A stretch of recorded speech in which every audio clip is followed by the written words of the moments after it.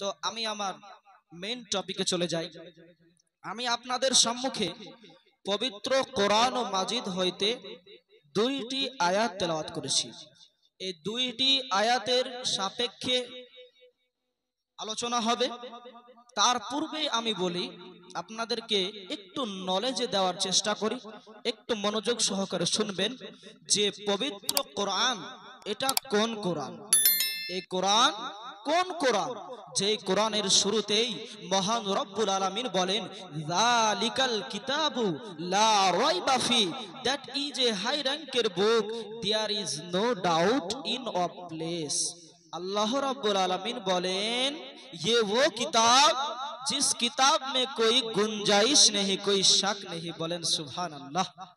এটা ওই মহাগ্রন্থ যার মধ্যে কোনো ভুল তো দূরে থাক, কোন রকমের সন্দেহের অবকাশ নেই। আরো কি জানেন এটা কোন কোরআন মাজিদ? কেউ কেউ আফসোস করে যে আমি তো কোরআন পড়তে জানি না। বলে, ও আব্বা জান, ও মাম্মা জান, ও খালা জান, কেন টেনশন করছেন? আপনি কোরআন পড়তে জানেন না? If you listen to the Quran you will find goodness. তুমি যদি কোরআনকে শ্রবণ করো তুমি তবুও নেকি পাবে। তুমি শ্রবণ করতে পারে না, ইফ ইউ টাচ দা কোরআন, তুমি যদি কোরআনকে স্পর্শ করো ইউ উইল ফাইন্ড গুডনেস, তুমি তবুও নেকি পাবে। তুমি স্পর্শ করতে পারবে না, ইফ ইউ লুক এট দা কোরআন, তুমি যদি কোরআনকে দেখো ইউ উইল ফাইন্ড গুডনেস, তুমি তবুও নেকি পাবে। মোহাব্বতে বলুন সুবহানাল্লাহ। আর একটু জোরে বলেন সুবহানাল্লাহ। এটা কোন কোরআন বুঝতে পারলেন আম্মা জানেরা, আব্বা জানেরা? যে কোরআনকে দেখলে নাকি, যে কোরআনকে শুনলে নাকি, যে কোরআনকে স্পর্শ করলে নাকি, যে কোরআনকে পড়লে নাকি, if you read the Quran you will find goodness, তুমি যদি কোরআনকে পড়তে থাকো ইউ উইল ফাইন্ড গুডনেস, তুমি তবুও নাকি পাবে। কেমন নাকি পাবে? ইফ ইউ ওয়ান হরফ রিড, তুমি যদি একটা শব্দ পড়ো ইউ উইল 10 গুডনেস, তুমি 10টি নাকি পাবে। বলেন সুবহানাল্লাহ সুবহানাল্লাহ। যদি একটা হরফ পড়েন তবে 10টা নেকি পাওয়া যাবে। আর যদি সুবহানাল্লাহ একবার পড়েন তো 80টি নেকি পাবেন। সুবহানাল্লাহ। তো কোন কোরআন বুঝতে পারলেন বাপ? এরকম কোন কিতাব কি পৃথিবীর জমিনে আছে? বলেন আছে? একটু হ্যাঁ না বলেন। কোথাও আছে? কোথাও নেই। কোন কিতাবের মধ্যে, কোন কিতাবের মধ্যে কোন লেখক আজ পর্যন্ত বলতে পারেনি যে এই কিতাবের মধ্যে কোনো ভুল নেই। কোন লেখক আজ পর্যন্ত বলতে পারেনি এই কিতাবের মধ্যে কোনো সন্দেহ নেই। আর আল্লাহ রাব্বুল আলামিন এমন একটা কোরআন মাজিদকে আমার নবীর প্রতি নাজিল করেছেন, আমার নবীর প্রতি নাজিল করেছেন। আল্লাহ পবিত্র কোরআনের শুরুতেই বলে দিয়েছেন, that is a high ranker book, that is a holy Quran, that is a holy Quran, there is no doubt, no doubt, এটার মধ্যে কোনো সন্দেহ নেই। তো সেই কোরআন থেকে পারার 3 সূরার নাম সূরা আল ইমরান, আয়াত নাম্বার 22। আল্লাহ রাব্বুল আলামিন বলেন, কুল ইন কুনতুম তুহিব্বুনাল্লাহ ফাত্তাবিউনি ইউহিব্বুকুমুল্লাহ। কুল শব্দটির অর্থ তাফসীর পড়তে গেলে পাওয়া যায়, কুল শব্দটির অর্থ হলো বলা। কুল কফ লাম কুল, এই শব্দটির অর্থ হলো কুল। শব্দ একটু যদি গড়বড় হয়ে যায় বাপ, তরজমা মানে কিন্তু আলাদা হয়ে যাবে। এটা কিন্তু আপনারাও জানেন। বাংলাতেও আছে, যেমন বাংলাতে আপনার অনেক রকমের ভাষা আছে যেটা একই দেখতে শুনতে একই কিন্তু লিখতে আলাদা। তেমন আরবিতেও কুল আর কুল, কফ দিয়ে একটা কাপ দিয়ে একটা, যদি কাপ দিয়ে হয়ে যায় তাহলে খাওয়া হয়ে যাবে, আর যদি কফ দিয়ে হয়ে যায় তাহলে বলা হয়ে যাবে। তো কোরআন মাজিদের মধ্যে আছে কফ লাম কুল। আল্লাহ রাব্বুল আলামিন পবিত্র কোরআন মাজিদ সূরার নাম সূরা আল ইমরান, আয়াত নাম্বার 22, পেজ নাম্বার 72। আল্লাহ রাব্বুল আলামিন বলেন, কুল ইন কুনতুম তুহিব্বুনাল্লাহ ফাত্তাবিউনি, হে নবী আপনি বলুন, হে নবী আপনি বলুন, ইন কুনতুম যদি তোমরা, ইন কুনতুম তুহিব্বুনাল্লাহ আল্লাহকে পেতে চাও, আল্লাহকে ভালোবাসতে চাও, ফাত্তাবিউনি তাহলে যেন তারা আপনার ইত্তবা করে, আপনাকে ভালোবাসে। বলেন সুবহানাল্লাহ। আল্লাহকে পেতে হলে কি করতে হবে বাপ বুঝতে পারলেন? ফাত্তাবিউনি তাহলে যেন আপনাকে ভালোবাসে, আপনার ইত্তবা করে। ফায়াগফির লাকুম যুনুবাকুম ওয়াল্লাহু গফুরুর রহিম। আমি আল্লাহ ক্ষমাশীল, তাদেরকে ক্ষমা করে দিব এবং আমি আল্লাহ তাদের বন্ধু হয়ে যাব। বলেন সুবহানাল্লাহ। তাহলে কি করতে হবে বাপ? আল্লাহকে ভালোবাসতে গেলে কি করতে হবে? নবীকে ভালোবাসতে হবে। সাপোজ দেখুন, আপনাদেরকে আমি একটি উদাহরণ দিই, তবেই বুঝতে পারবেন। আচ্ছা, আপনারা সকলেই যে আমাদের প্রধানমন্ত্রী বাড়ির টাকা দেয়, এগুলো পেয়েছেন তো? কে কেউ নাকি পেয়েছেন তো? তো আচ্ছা বলেন, যখন আপনারা এই টাকার জন্য আবেদন করেন, তখন সর্বপ্রথম কোথায় যেতে হয় বলেন তো? কম্পিউটারের দোকান যেতে হয়, অনলাইনের দোকান। অনলাইন থেকে একটা ফর্ম উইথড্র করেন, ফর্মটা ফিল আপ করেন, তারপরে কোথায় জমা দেন? পঞ্চায়েতে। পঞ্চায়েত থেকে সেই ফর্মটা কোথায় যায় জানেন? পঞ্চায়েত থেকে যায় বিডিওতে। বিডিও থেকে কোথায় যায় জানেন? বিডিও থেকে যায় এসডিওতে। এসডিও থেকে কোথায় যায় জানেন?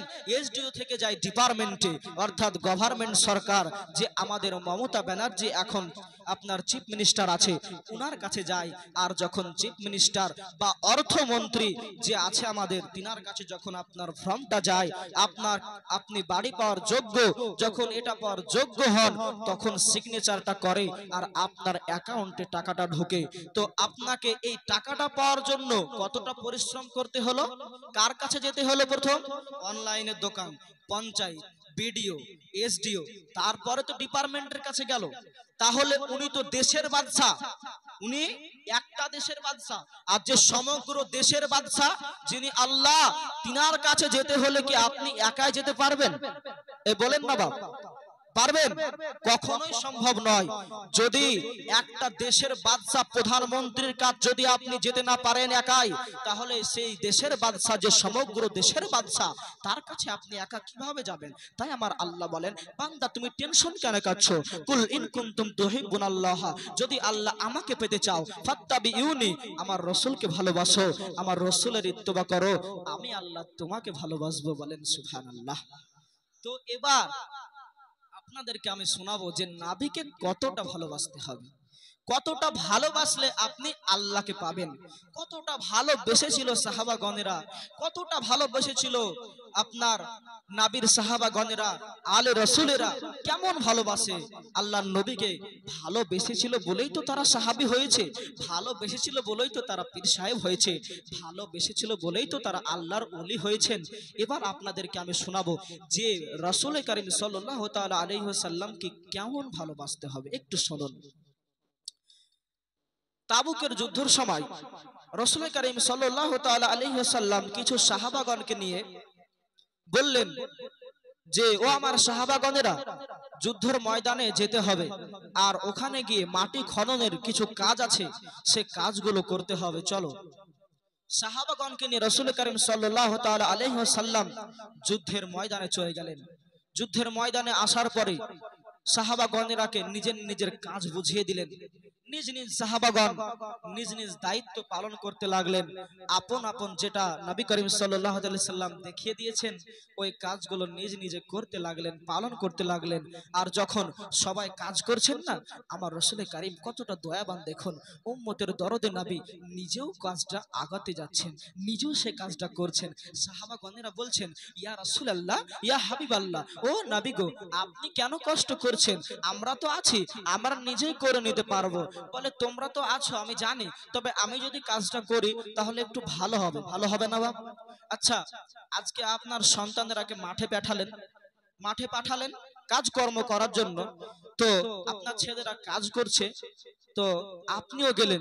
আপনি যখন কাজটা নিজে করছেন, তখন আপনার সন্তান এটা মনে হবে না যে বলবেন, ভাই দেখ আব্বা কাজ করছে, আমাদের কাজটা একটু ভালো করে করা উচিত?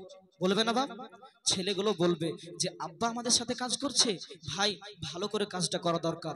তো রাসূল করিম সাল্লাল্লাহু আলাইহি সাল্লাম বলছেন, ওগো আমার সাহাবাগণরা, ওগো আমার আশিকানরা, তোমরাও কাজ করো, আমি তোমাদেরকে একটু সহযোগিতা করি, তোমাদেরও সুবিধা হবে, আর আমিও একটু তোমাদেরকে আগে দিতে পারবো, একটু হেল্প করতে পারবো।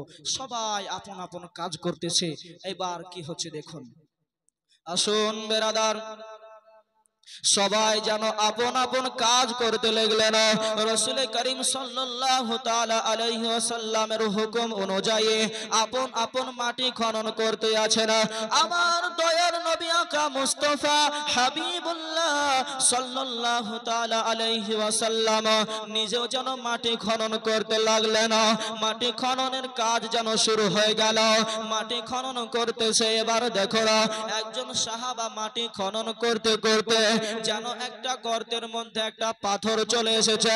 আর যেন মাটি খনন করা যায় না, মাটি খনন করা যায় না।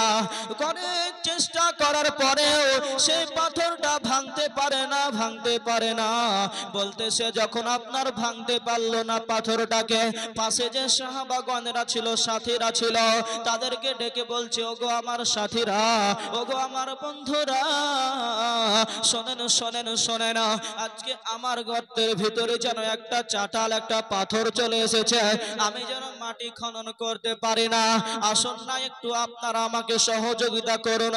পাথরটা যদি তুলতে পারা যায় তাহলে মাটিটা আমি আবার খনন করতে পারবো। এই দেখেন বেরাদার, কোন সাহাবাগণ যেন আপনার চেষ্টা করে পারলেন না। পাথর যেন ওঠে না, ওঠে না। এই দেখেন খবরটা যেন রাসূল করিমের কাছে চলে গেল। নবী করিম সাল্লাল্লাহু তাআলা আলাইহি ওয়াসাল্লাম বললেন, ওগো আমার সাহাবীরা, ওগো আমার আশিকানরা, কি হয়েছে, কি হয়েছে বলো, তোমরা কেন এখানে এই রকম করতেছো?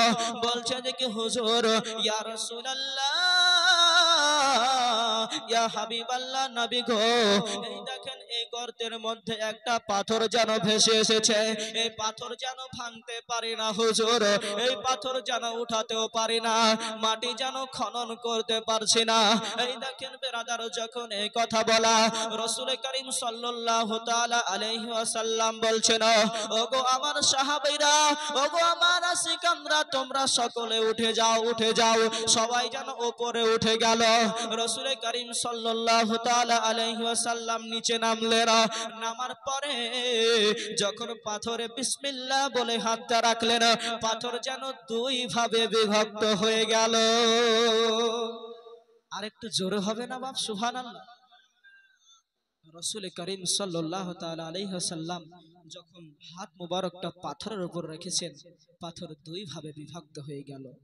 পাথর যখন দুই ভাগে বিভক্ত হয়ে গেল, এবার রাসূল করিম সাল্লাল্লাহু তাআলা আলাইহি ওয়াসাল্লাম বলছেন, ওগো আমার সাহাবীরা, ওগো আমার আশিকানরা, পাথরকে উঠিয়ে নাও, উপরে মাটি খননের কাজ শুরু করে দাও। আবার যেন মাটি খননের কাজ শুরু হয়ে গেল। ইতিমধ্যে একজন সাহাবী যার নাম হযরতে জাবির রাদিয়াল্লাহু তাআলা আনহু, যখন রাসূল করিম ওই গর্ততে নামছিলেন, তখন যেন রাসূল করিমের একটা গায়ে চাদর ছিল, আর উনি সেই অবস্থায় পেটে পাথর বেঁধে রেখেছিলেন। কি বেঁধে রেখেছিলেন?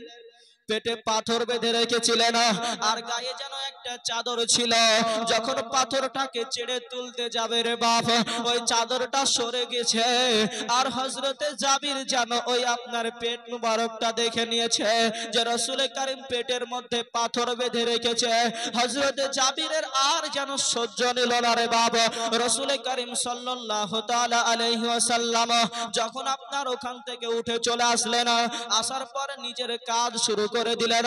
হযরতে জাবির রাদিয়াল্লাহু তাআলা আনহু রাসূল করিমের কাছে আসলেন। আসার পর বলছেন, ইয়া রাসূলুল্লাহ, ইয়া হাবিবাল্লাহ, নবী গো, ওগো নবীজি, আমি একটু বাড়ি যেতে চাই। বলে, তুমি কেন বাড়ি যাবে? বলে, হুজুর আমার একটু দরকার আছে, একটু বাড়ি যেতে চাই, আমাকে একটু ছুটি দিন হুজুর। রাসূল করিম সাল্লাল্লাহু তাআলা আলাইহি ওয়াসাল্লাম বললেন, ঠিক আছে, তুমি চলে যাও, বাড়ি চলে যাও, কি দরকার আছে একটু তাড়াতাড়ি চলে আসবে। এই দেখেন বেরাদার, হযরতে জাবির রাদিয়াল্লাহু তাআলা আনহু এক কদম দুই কদম করতে করতে বাড়ির দিকে রওনা হয়ে গেলেন। বাড়ির দিকে রওনা হয়ে যাওয়ার পর দরজার সামনে চলে আসলেন। বাড়ির দরজা এসে দরজা খটখটাইছেন, দরজাকে আঘাত করেছেন। ওগো আমার বিবি জান, দরজাটা একটু খোলো, আমি তোমার স্বামী এসেছি, আমি তোমার স্বামী এসেছি, বিবি জান দরজা একটু খোলো। যখন আপনার দরজায় আওয়াজ করেছেন, ওনার বিবি জান যেন দরজাটা খুললেন। দরজা যখনই খোলা, স্বামী স্ত্রী একে অপরকে সালাম দিতেছেন, আসসালামু আলাইকুম। স্বামী স্ত্রী একে অপরকে সালাম দিচ্ছেন। একটু আপনারা সকলে সামনে চলে আসেন, গুছিয়ে গুছিয়ে ফাঁকা জায়গাগুলো পূরণ করেন, মোহাব্বতের সহিত ওয়াজ শুনেন। আপনাদেরকে শোনাবো ইনশাআল্লাহ, যতক্ষণ আপনারা বলবেন। কমিটির নিয়ম অনুযায়ী আমাকে যতক্ষণ সময় দেওয়া হয়েছে ততক্ষণ আপনাদেরকে ওয়াজ শোনাবো ইনশাআল্লাহ। একটু আগে আগে চলে আসুন, তাহলে মোহাব্বতটাও বাড়বে। কাছে থেকে দেখবেন মোহাব্বতটা বেশি বাড়বে। একটু আগে আগে চলে আসেন, পেছনের মানুষগুলোকে বসতে দেন। একটু আগে আগে চলে আসেন, খুব ভালো হবে। একটু আগে আগে চলে আসেন। দরুদ পড়েন, আল্লাহুম্মা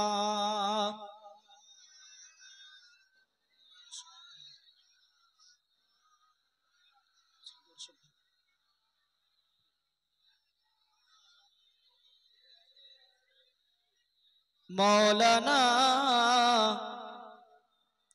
দুনিয়া সুন্দর, মানুষ সুন্দর, আসমান সুন্দর, জামিন সুন্দর, সুন্দর এই সুন্দর এই পাল্লা। জানি না কত সুন্দর তুমি আল্লাহ, জানি না কত সুন্দর তুমি আল্লাহ। মোহাব্বতে বলুন সুবহানাল্লাহ। আর একটু জোরে বলেন ইয়া রাসূলুল্লাহ। দুনিয়াটা কত সুন্দর দেখেন, আপনি যা চাইবেন সমস্ত কিছু আমার আল্লাহ দুনিয়াতে দিয়েছেন।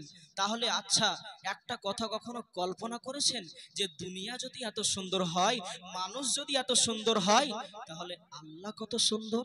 তাই কবি সেই দিকে লক্ষ্য করে আপনার কি লিখছে দেখুন, দুই কলি পড়ে আমার বক্তব্য দিকে আগিয়ে যাব। দুনিয়া সুন্দর, মানুষ সুন্দর, আসমান সুন্দর, জামিন সুন্দর, সুন্দর এই সুন্দর এই পাল্লা। জানি না কত সুন্দর তুমি আল্লাহ, জানি না কত সুন্দর তুমি আল্লাহ, জানি না কত সুন্দর তুমি আল্লাহ, জানি না কত সুন্দর তুমি আল্লাহ।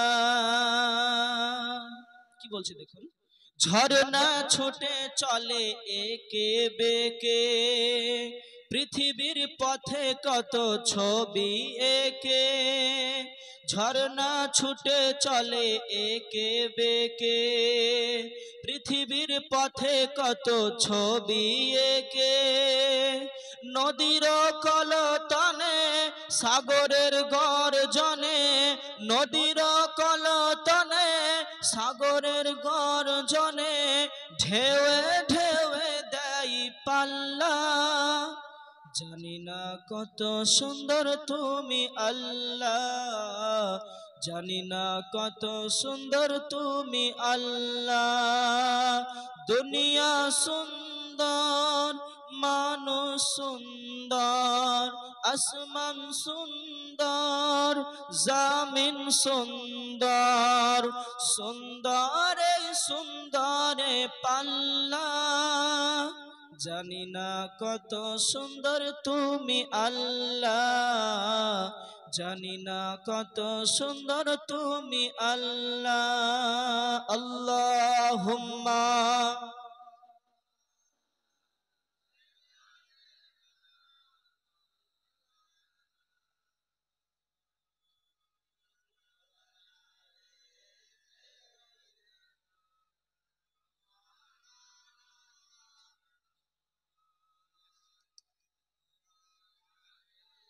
সাইয়্যিদিনা মাওলানা সাল্লাল্লাহু আলা মুহাম্মাদিন।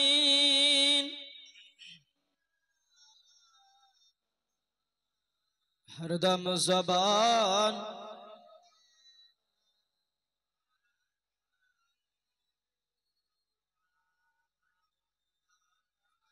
से निकाला शफियाना সাল্লাল্লাহু তাআলা আলাইহি ওয়াসাল্লাম। তো বলতেছিলাম বাপ যে স্বামী স্ত্রী হযরতে জাবির রাদিয়াল্লাহু তাআলা আনহু দরজায় আওয়াজ করলেন, স্ত্রী বেরিয়ে আসলেন, স্ত্রী সালাম দিলেন, স্বামী সালাম দিলেন, একে অপরকে সালাম দিলেন। বাপ এখানে আপনারা বক্তব্য শুনতে এসেছেন, একটু আপনাদেরকে শিক্ষা দিয়ে দিতে চাই যে মুসলমান একে অপরকে দেখার পরে সালাম দেওয়া হলো সুন্নাত, আর সালামের উত্তর দেওয়া হলো ওয়াজিব। স্বামী স্ত্রীকে সালাম দিবেন, এতে মোহাব্বত বাড়বে না কমবে বাপ? বাড়বে। স্বামী স্ত্রীতে মোহাব্বত বাড়বে। তো একে অপরকে স্বামী স্ত্রীকে আমরা সালাম দিব তো? জি বলেন ইনশাআল্লাহ। একে অপর মুসলমান যদি দেখা হয় তো আমরা সালাম দিব তো? বলেন ইনশাআল্লাহ। আমরা যেন সকলে সালাম দিতে পারি, আল্লাহ পাক আমাদেরকে তৌফিক দান করুন, বলেন আমিন। তো স্বামী স্ত্রী একে অপরকে সালাম দিলেন, সালাম হয়ে গেল। এবার বলছেন বিবি জান যে হুজুর, ওগো আমার স্বামী জান, মাথার মণি, নয়নের মণি, মাথার তাজ, আপনি তো এখন বাড়িতে আসেন না, হঠাৎ এই সময় আপনি বাড়িতে, কি মনে করে, কি ব্যাপার, কি হয়েছে একটু বলুন। বলে স্ত্রী, বলে বিবি জান একটু ঘরের ভিতরে চলো। ঘরের ভিতরে গেলেন, ঘরের ভিতরে যাওয়ার পর বলছেন, আচ্ছা বিবি জান বাড়িতে কি কোনো খাবার আছে? বাড়িতে কোনো কি খাবার আছে? বললে স্বামী জান বাড়িতে তো সেরকম কোনো খাবার নেই, কিছুটা জোয়াও আছে, আর একটা ছোট্ট 2 বছরের ছোট্ট একটা খাসি, 2 মাসের ছোট্ট একটা খাসি রয়েছে। তো বলল যে বিবি জান তুমি এক কাজ করো, ওই জগুলোকে পিষে আটা করে রুটি তৈরি করো, আর ওই ছাগলটাকে আমি জবাই করছি, আর মাংস তৈরি করে রাসূল করিম সাল্লাল্লাহু তাআলা আলাইহি ওয়াসাল্লামকে দাওয়াত করে নিয়ে এসেছি। কারণ আমি আজকে দেখেছি রাসূল করিম সাল্লাল্লাহু তাআলা সাল্লাম পেটে পাথর বেঁধে আছে, আজকে 3 দিন থেকে আমার রাসূল করিম কিছু খায় নাই। স্ত্রী, বিবি গো আমি এই কষ্ট সহ্য করতে পারছি না, বিবি তুমি একটু রান্নার ব্যবস্থা করো, আমি তাড়াতাড়ি করে যাব আর রাসূল করিমকে আমি দাওয়াত দিয়ে নিয়ে আসবো। এই দেখেন বেরাদার, হযরতে জাবির রাদিয়াল্লাহু তাআলা আনহু নিজের বিবিকে বললেন, ওগো আমার বিবি জান, ওগো আমার অর্ধাঙ্গিনী, নয়নের মণি, মাথার তাজ, ওগো আমার বিবি জান তুমি কি করো, কি করো, জবের আটাগুলোকে তুমি সেনে নাও আর রুটি বানাতে শুরু করে দাও, আর আমি ওই দিকে যেন ছাগলটা জবাহ করে আসি। ছাগলটা জবাহ করার পরে ওই যে গোশতটা তৈরি করা হবে, ওই গোশতটা তুমি রান্না করবে, আর আমি রাসূল করিম সাল্লাল্লাহু তাআলা আলাইহি ওয়াসাল্লামকে দাওয়াত করে নিয়ে আসব। কেন না আমার রাসূল করিম সাল্লাল্লাহু তাআলা আলাইহি ওয়াসাল্লাম আজ 3 দিন থেকে কোনো খাবার খায়নি, অনাহারে রয়েছে গো বিবি, তুমি আর দেরি করিও না, দেরি করিও না, তাড়াতাড়ি করে যেন খাবারের ব্যবস্থাটা করো। আসুন বেরাদার, আল্লাহু আকবার কবীরা। এই দেখেন বেরাদার, হযরতে জাবির রাদিয়াল্লাহু তাআলা আনহু সে ছোট্ট খাসিটাকে নিলেন আর বাইরে গেলেন।